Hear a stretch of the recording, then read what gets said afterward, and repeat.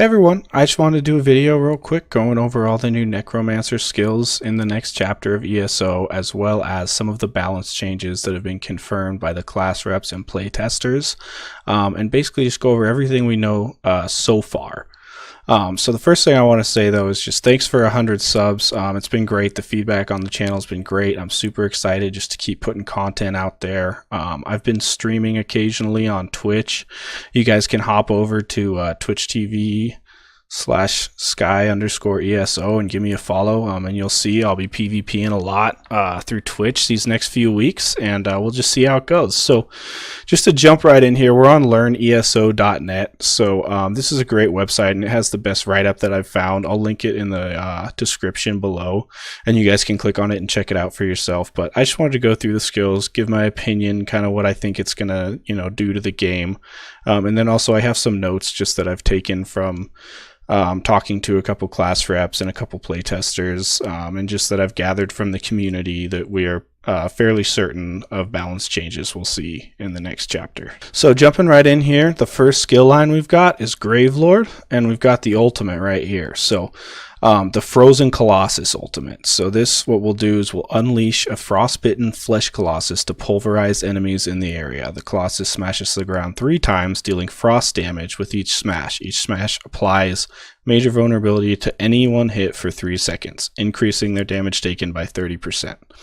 So major vulnerability is not something that has been in the game previously. This will be the first time we see it in ESO. Also note that it does apply it on each hit. So I saw some videos of this ultimate. It's pretty well telegraphed. I don't think you will run into the circle of the ultimate if you're not trying to. I think it's easy to avoid. However, if it's dropped on you, the initial smash does happen pretty quick. You're going to get that debuff on you, and you're going to take the damage from the first hit. So the Pestilent Colossus is the stamina morph of this skill. It deals disease damage, and it deals more damage with each smash. And then the Glacial Colossus would be the Magicka morph, smashes the ground 3 times, dealing frost damage with each smash. The final smash stuns all enemies for 3 seconds. So, 2 pretty good morphs here. This is a really strong skill. It costs 150 ultimate. I thought the initial numbers were low, but then a friend of mine pointed out that the initial Dawnbreaker tooltip is actually about 1100, and that is Dawnbreaker smiting. So this is going to be it's going to be pretty strong. I expected to see an adjustment. I expect the damage to be toned down a bit. There's no reason that you need it to hit for the value of 3 Dawnbreakers for 150 ultimate. I think that's a bit excessive. And then the final smash on the Magicka morph stuns all the enemies. So that's kind of cool, I think that gives the Magicka Necros an option to only run a stun on their ultimate.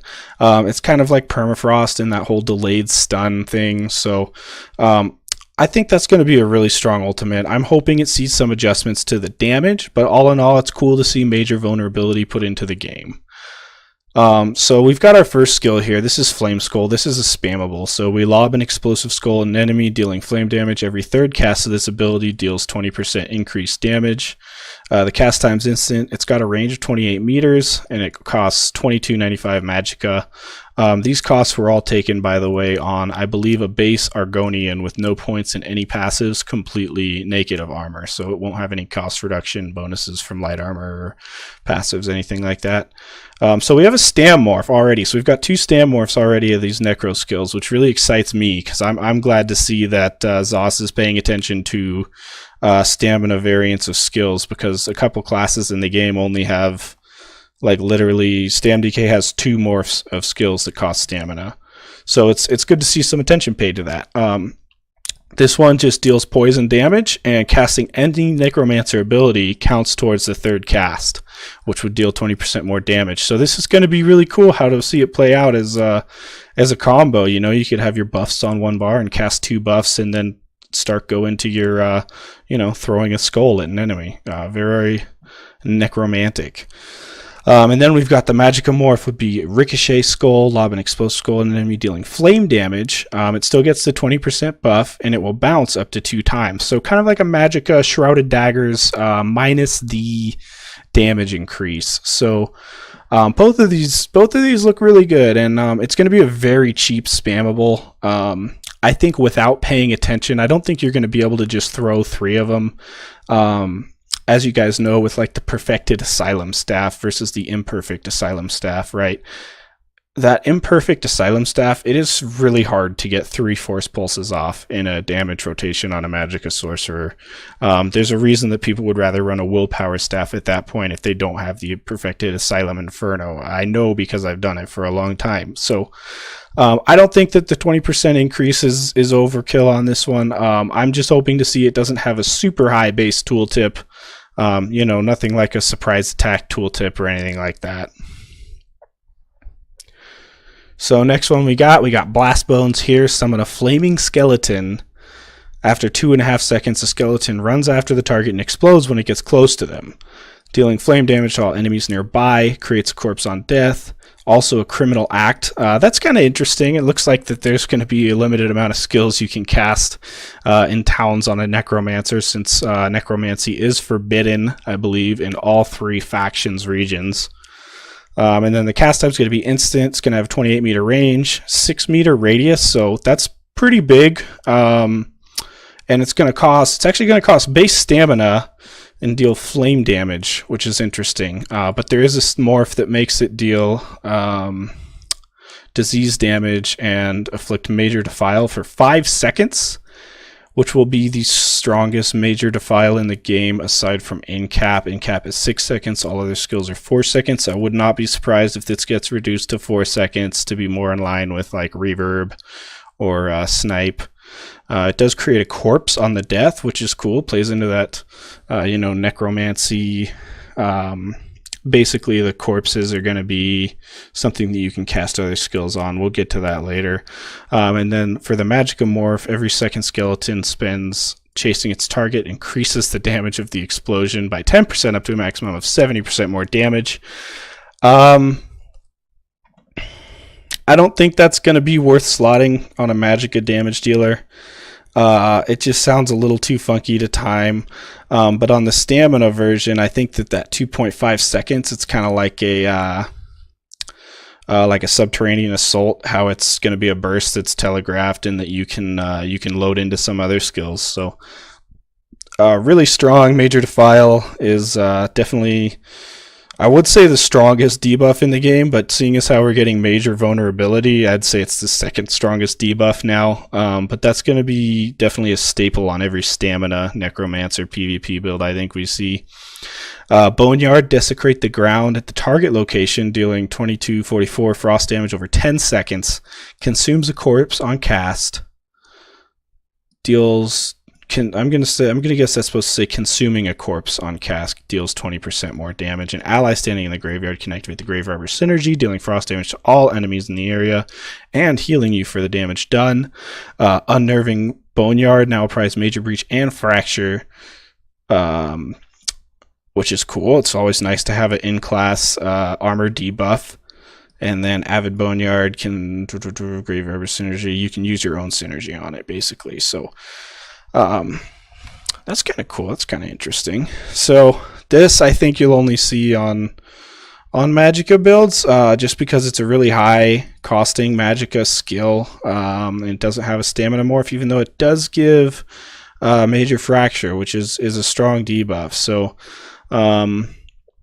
you know, depending on what the other skills are looking like in terms of what they cost on Magicka, we might be able to use those on some Stam Necro builds. So Skeletal Mage, this one we basically summon a skeleton next to us for 16 seconds. And it creates a corpse after 16 seconds when it dies. The base deals shock damage. There's an Archer, which deals physical damage. And it ramps up every 10%, so kind of like Venomous Claw. So every attack does 10% more damage, kind of how Claw scales towards the end of its time on Stamina Dragon Knight. And then the Exploding Mage, where if it lasts full duration, it explodes. So this is really interesting. You know, as long as the targeting isn't too wonky, this could be kind of in place of like your in-class dot, whereas like Stam DK has a couple dots, Magplar has... you know, Magplar has Vampire's Bane, that sort of thing. So this kind of might replace the class dot that a lot of classes get.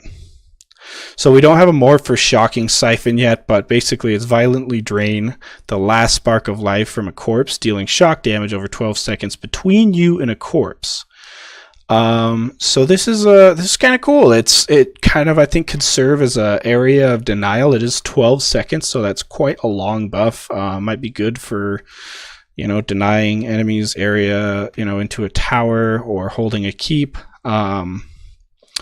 Yeah, it's interesting. So kind of creates like a shock tripwire. So the passive abilities for this class, or this skill line of this class, excuse me, we've got reusable parts. When an enemy dies within 4 seconds of being damaged by one of your Necromancer abilities, your next Blastbone, Skeletal Mage, or Spirit Mender cast is free. So that's I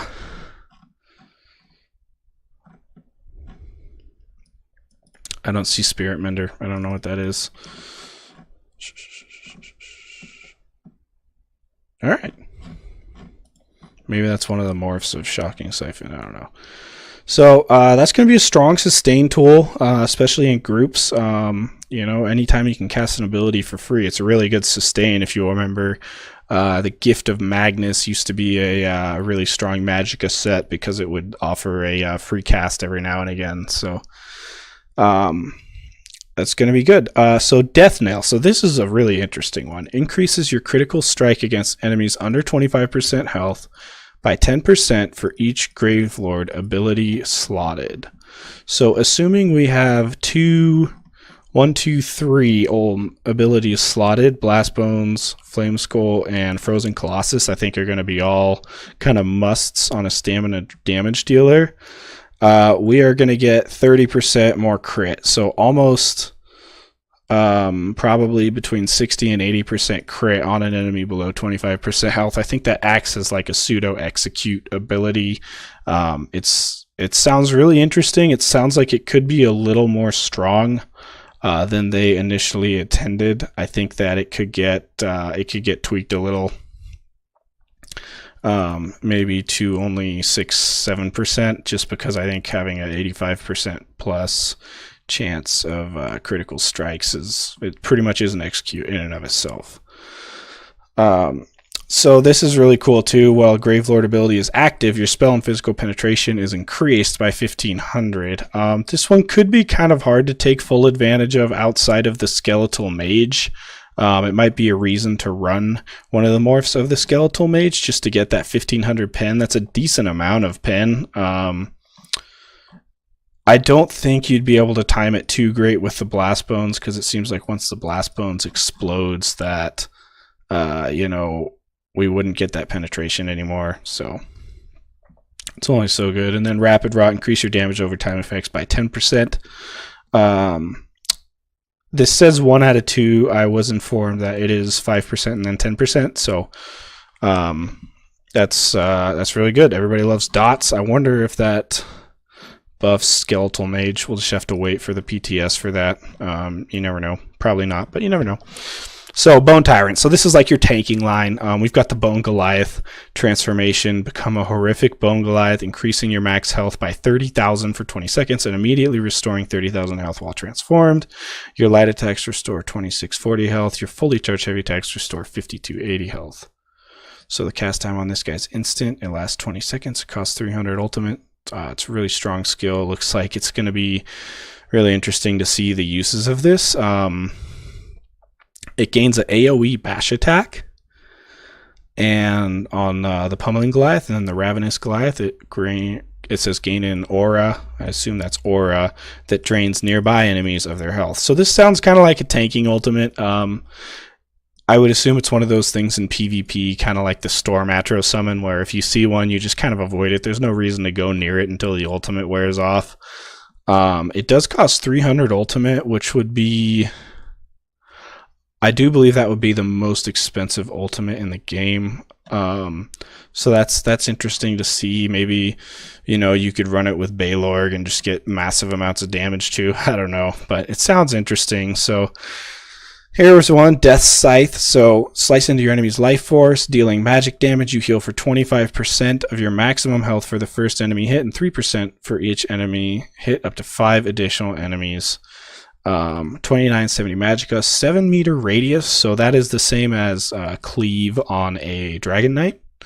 If you ever want to test out the range on that, it's pretty good range, not bad. Ruinous Scythe, enemies damaged by you receive 2000 heal absorption for 2 seconds, negating healing. And then Swift Scythe, after dealing damage, you heal for additional 10% of your max health over 5 seconds, gain a heal over time. So, I don't know why we need more healing absorption abilities. My only hope is that this does so little damage that we don't see it a lot, but man, it sounds cool. I'm a big fan of Scythes, you know, from Diablo and all that. So that's going to be a really strong skill, but it looks like this is going to be a class that's crammed for bar space as it is. So yeah, maybe that 2000 heal absorption will get halved in PvP, in which case this ability probably wouldn't be worth slotting. So, but we'll see. Definitely one to keep an eye on. So here's Bone Armor, our in-class physical and spell resistance. Gives you major ward and resolve. Every class in the game has one. Nightblades as a passive is the only difference. So costs 40-50 magicka, so pretty expensive one. I do believe that's around the same ballpark as the Warden's cost, so not the cheapest buff. The Dragon Knight's one is only like 2700 magicka. So our morphs are Beckoning Armor, pulls in ranged enemies every 3 seconds, and then Beneficent Armor while active, reduce the cost of Skeletal Bomber, Skeletal Mage, Skeletal Mender by 12%. So that's interesting. That's going to be yeah, it's going to be interesting to see. This 3 seconds pull thing, I think that's a little much. I mean, like, what's the range? You know, if you're a Magsorc and you shoot a light attack at someone from, you know, 38 meters away, is it going to pull you right to them every 3 seconds? Like, I think that's a bit overkill. As much as I hate snipe spammers and botards as much as the next guy, I think that'll have some unintended consequences on other range damage dealers. I understand what they're trying to do. What they're trying to do here is they're trying to make PvE tanking easier because change is just so strong on you know, DK for tanking. So they're trying to shake up the PvE tank meta, but I don't think that's the answer. I'd love to see a different morph in it for PvP. If not, I think it'll really hurt Magsorcs even more, and it would all but eliminate the snipe spammers. As much as I want them pulled to me right away, and then I can just Dawnbreaker them, that'd be great. So, but yeah, I think we'll see some adjustments to this, and I certainly hope it doesn't pull people off of keeps, because that would just be silly. So Curing Cadaver, sap the lingering life from fresh corpses, healing you for 2970 health and an additional 75% health per corpse. I'd assume that's 75% health of whatever that healing tooltip comes out to be. Do bear in mind this is a base tooltip, so that'll get buffed up quite a bit. That's going to be like a 6-7k heal. And then, so one morph gives you major protection per corpse and curative boon. Each corpse gives you 5 ultimates. So both really strong morphs here. This one doesn't have a cost. It's sort of like Repentance. It calls them corpses. So I do believe that would be referring to the in-class mechanic of the Necromancer corpses. So I do think that you'll kind of have to choose between what abilities you want to use on those corpses. So I think that'll be kind of cool to see just how that all works out. But yeah, major protection per second is pretty strong. And then so is 5 ultimate per. So we got the Bone Totem next. Place a totem at your feet that gives minor protection to you and all your allies for 8 seconds, reducing your damage taken by 8%. After 2 seconds, the totem fears the enemies, holding them in place for 4 seconds. So I'm not sure if this is going to be a fear like every other fear in the game. I would assume so, in which case it wouldn't hold them in place. It would send them on a little walk. But either way, it looks kind of like a delayed CC, area of denial. Its radius is only 6 meters, which is a pretty small radius. You basically would just have to stack right on whoever was casting it in order to get that 6 meters. So then you got the remote totem.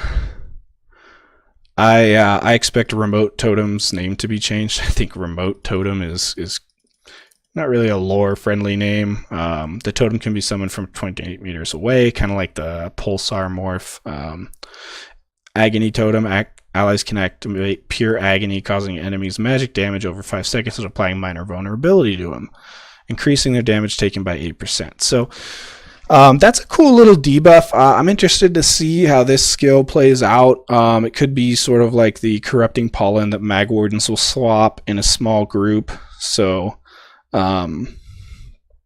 it could be pretty good, but it is really expensive, and a 6-meter radius is just it's a really small radius in ESO. It's smaller than it seems for sure. Then we got Grave Grasp. So summon 3 patches of skeletal claws from the ground in front of you, snaring enemies by 50% for 5 seconds and inflicting minor maim for 5 seconds and reducing their damage done by 15%. It's 18 by 5 meter radius, 1 second duration, and it costs 3780 magicka. So this is sort of like Talons. This is quite a strong like AoE CC ability, it looks like. So that's going to be kind of them trying to shake up the PvE meta once again. It says each patch can immobilize one enemy for 4 seconds. So that's going to be more like the Talons morph. And then you can also give Empower to your allies with Empower and Grasp, the other morph, for 56 seconds. So, but I do believe it's just 1 instance of Empower, so it should get consumed on the first light attack. Also, hitting your Skeletal Mage or Spirit Mender enhances them for 5 seconds, increasing their effectiveness by 40%. So that's kind of cool. Once again, just trying to get the class synergy to go together. So with the Bone Tyrant ability slotted, whenever an enemy you are in combat with dies within 28 meters of you, you restore 100 magicka or stamina. This effect can happen every 2 seconds. So that's going to be strong for PvE. I don't think it's quite enough sustain in PvP to really worry too much about. Disdain Harm, reduce the damage you take from dots by 10% while you have a Bone Tyrant ability active. So that'll be most Necros because the armor buff is in this skill line, the Bone Tyrant skill line. So increase your healing received by 2% for each Bone Tyrant ability slotted, and then increase your max health by 2,000. So this one's interesting. We're going to have some real high health players next patch because 2,000 is a lot of health, and the way that everything's been scaling lately, if you've got like an Imperial Stam Necro, you're going to struggle. You might as well just run Lava Foot at that point because you're going to have so much health. Yeah, so Living Death. Living Death. So bring your allies back. So we got the ultimate here. Bring your allies back from the brink of death, resurrecting up to 3 allies at the target location. Renewing animation is one of the morphs. You restore 53 magicka and stamina for each ally you resurrect. Or animate blast bones. You consume up to 3 other corpses in the area and summon a blast bones for each corpse. So this is really the only thing I'm going to complain too much about. Yeah, that one's going to eliminate small scale PvP, and it's going to make every dungeon ever incredibly easier. I really hope we see a change to this. One good suggestion I saw was that you can like pop it and then it makes your res time super fast, but that way it still provides counterplay. But as it is, this ability, this ultimate is... I get what Zoss is trying to do. It sounds really cool in concept, but the issue is that resing was already an issue before this. Like, resing a player has already been too easy. There's no res sickness. It's super fast, especially if you're on a Templar. It's really fast. Like, resing was already too powerful.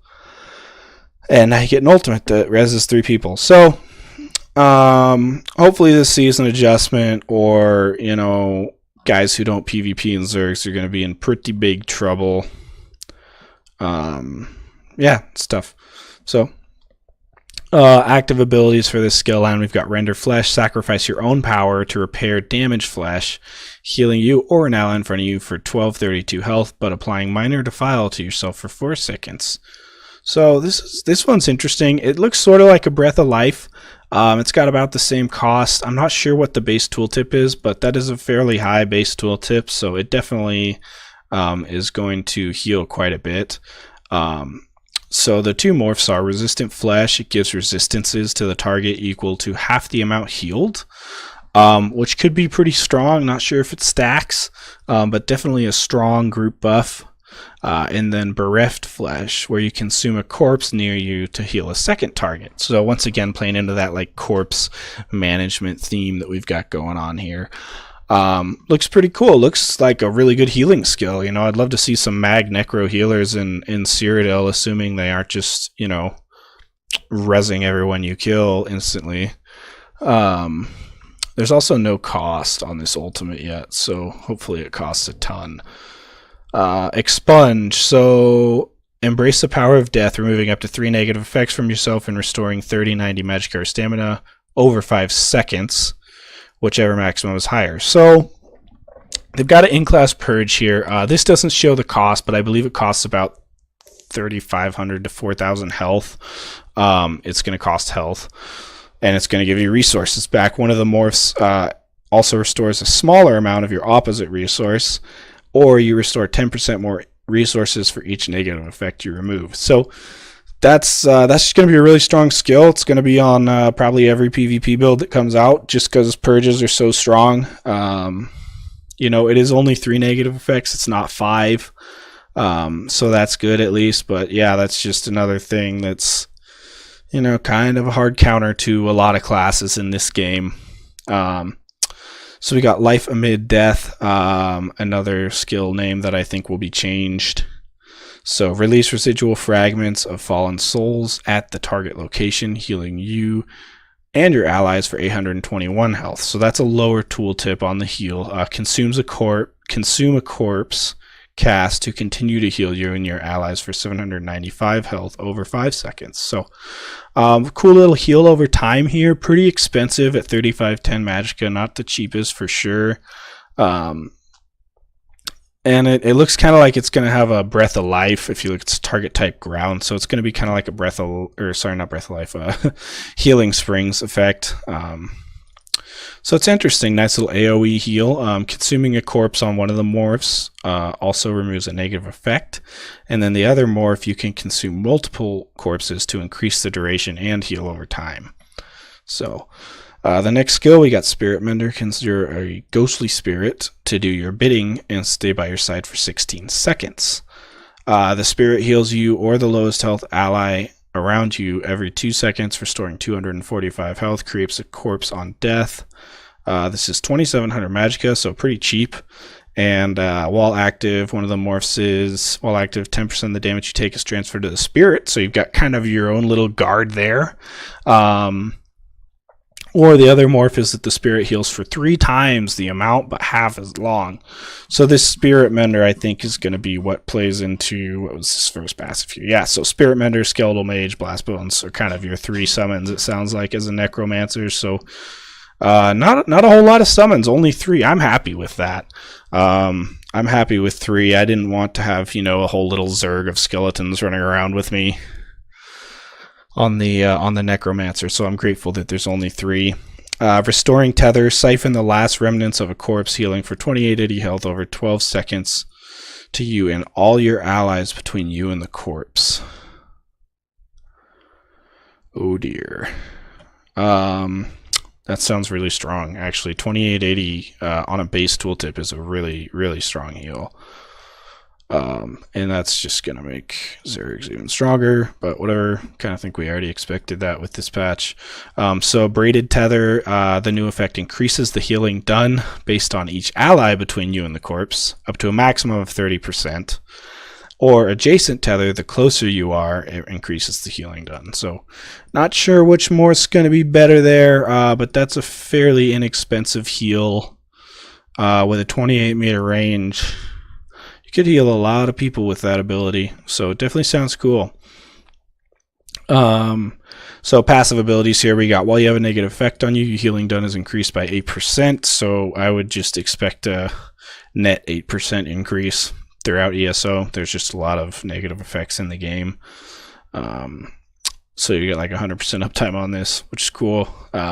Near-death experience, while you have a living death ability slotted, your critical strike chance with all healing abilities is increased by up to 20% in proportion to the severity of the target's wounds. So that's really interesting. So you get a lot of crit heals out of this. That's cool to see. Corpse consumption, when you use an ability on a corpse, you generate 10 ultimate. This effect can occur every 16 seconds. So I think that's a really fair in-class ultimate generation with a long cooldown. You know, playing sorcerer or other classes that don't have really good ultimate generation, it's nice to have these in-class ones, these in-class ulti gens. Undead Confederate. While you have a Necromancer summon active, your magic and stamina recovery is increased by 300. That is a lot of recovery, and so that would be either your Spirit Mender, your Blast Bones, or your Skeletal Archer. So definitely some... yeah, so your Skeletal Mage, Skeletal Archer, Exploding Mage, or your Blast Bones, either Blighted or Stalking. So that's going to be really strong sustain buff to this class. I think it's going to make it definitely worth having at least one Necromancer summon up. So yeah, that's the Necromancer stuff. Like I said, the Res Ultimate's really the main one that gets me. And then the Major Defile from the Blast Bones, the Death Scythe, those are really the only three that I would be worried about. But it does sound like a really cool class to play. I'm really grateful for how many stamina morphs they are, dealing either poison or disease damage. And this Pestilent Colossus just sounds super cool. I can't wait to use that. So real quick, we're going to jump into my notes here from... that I've gathered from the class reps and from a couple streamers and guys who were playtesting the game while they were in London. So these are things that I believe to be confirmed, just based on what I've heard. I've heard it from reputable sources throughout the community. So we're just going to go through them and talk about them super quick here, and then we'll wrap it up. Break Free will grant immunity to roots and snares. So this is something I heard in regards to changes that were possibly happening to fossilize the CC, where you break free and then you're rooted, that they're going to have to tweak something about it because this is going to be given. So Zoss knows we want more mobility at this point. I don't expect him to keep adding things that limit mobility in the game. You know, I think that if anything, they know that we're pissed. The class reps have let them know that we're pissed. And it's going to get better. So hopefully that's one of the changes they make. Minor Berserk removed from Nightblade. So they took this off of your bow proc, Spectral Bow, or Assassin Scourge, Grim Focus skill. So you're not going to get Minor Berserk anymore. It's not a huge deal in PvE since healers are still running Combat Prayer a lot, and you're still getting Minor Berserk. But it will definitely take some of the damage away from PvP unless you run like Evil Hunter or something. We've got, so minor vulnerability added to Teleport Strike, either Ambush or Lotus Fan. So I heard this from Sniker. He believes it to be true. It sounds like it's definitely going to happen. I believe it was a German community manager actually who said this. So they think that's going to happen. So that's going to kind of make up for the Minor Berserk. It's actually a buff, really, because of the way that they're calculated, whereas Berserk is multiplicative and vulnerability is additive. However, it isn't going to result in a buff in PvE, and it's probably not going to result in a buff to Magicka Nightblade, because most of them don't run Gap Closers. So Snipe's going to do less damage, and Minor Defile. I also heard that it might go to a 1 second cast time. It is a 1.1 second cast time right now, so that wouldn't be a huge decrease in cast time, but only given Minor Defile and doing less damage. I think everyone's for that. It's just it's a little overtuned as far as skills go right now. So Dragon Knight's Wings, so Reflective Plate or Dragonfire Scale, are going to give 50% damage reduction to projectiles instead of reflecting them. And then the Dragonfire scale morph will shoot projectiles back every 1 second while you're getting hit by projectiles. So that's a pretty big nerf to Dragon Knights. It also opens the opportunities up for builds on other classes, mostly Magblade and Magsorc. You know, I'm still up in the air about it. It could be really strong with 50% damage reduction. But, you know, like I said, I cast wings on my Stam DK like every 2 or 3 seconds when I'm kiting. So definitely gonna hurt losing that. You know, I think it's just one of those lazy nerfs. I think it's a lazy nerf. Zos or Quantum mentioned that he said to Zos that they should just cap it at like two projectile reflex per person, and that they straight up said we can't track how many projectiles each person shoots at the wings. So this was their solution. So I'm hoping we still see some reflection, but you know, with Snipe doing less damage, I don't think it's going to be that bad. The 50% reduction over 6 seconds might still be pretty strong. It probably still will be slotted on mag DKs just for the snare removal. You know, it is really cool that it's still going to have in-class snare removal. Not a lot of classes have that. So the next thing, as I've heard, is that all snares will be reduced to 40% max. So there is a snare in here that is 50%. So I'm not sure which to believe on this one right now. But I did hear that all the snares are reduced to 40% max. Most of them are already 40% or lower, but like Combustion and a couple others would see a nerf.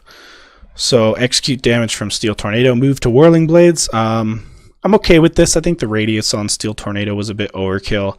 I think that Whirling Blades, it's a lot clunkier of a skill. It gives major endurance. A lot of you probably don't even know that just because it's no one uses Whirling Blades, so maybe now they will, but it's still going to be undodgeable. It's still going to give execute damage on the other morph. It's a little harder to weave, a little clunkier of a skill, but I think I'm okay with that. You know, mostly the Zerg spamming Steel Tornado where it pissed me off.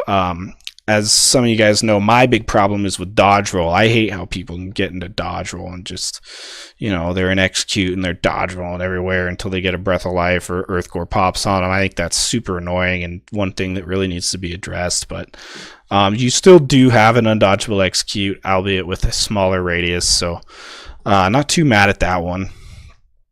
So the other morph of Flame Lash, Molten Whip, now increases the spell damage and percentage damage on your whip with a stack of 3 Ardent Flame abilities. So I don't have a whole lot of clarity on this one, how it works yet, but it basically sounds like you're going to stack up stacks up to 3 with Ardent Flame abilities, and then using a Molten Whip will consume that stack and deal more damage. So sounds like some cool class synergy for Mag DK. It's not a Stam Whip, so I'm pretty upset about that, but you know, we can keep dreaming. Scoria is getting the Meteor treatment. It's going to be red in color, I believe, and it's going to show like a block thing below your feet, and it's going to have a louder telegraph. I think that's fine. Scoria, although blockable and even dodgeable, I believe, has always been a little bit overtuned, I felt, especially in no CP PvP. You know, it's a really... It procs on cooldowns for most classes, and it deals a lot of damage. So the cost of Bird of Prey, the Major Expedition morph for the Warden ability that also gives minor Berserk while it's slotted, has been reduced. So that's nice. That's going to give, I think, Stam Wardens a little more mobility, which is good. They won't have to run Quick Cloak.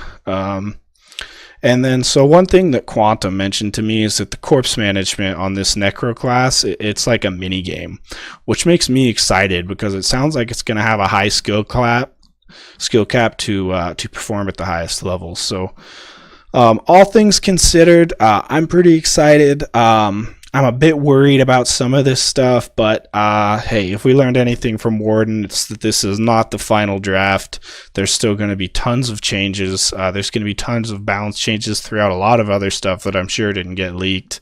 So yeah, who knows? I'll be back with a full review of the patch notes when they come out. I believe we have the PTS in, it's either going to be like the 18th, 25th, probably a Monday. Of course it won't be that. Yeah, 15th, 22nd. So yeah, things are good. Things are going to be exciting in ESO. You know, all things considered, I'm excited. I'm going to have Magsorc PvP video coming out later this weekend. Just some more 1vx's, 2vx's, outnumbered PvP. And yeah, like I said, thanks for all the support, and I'll catch you guys next time.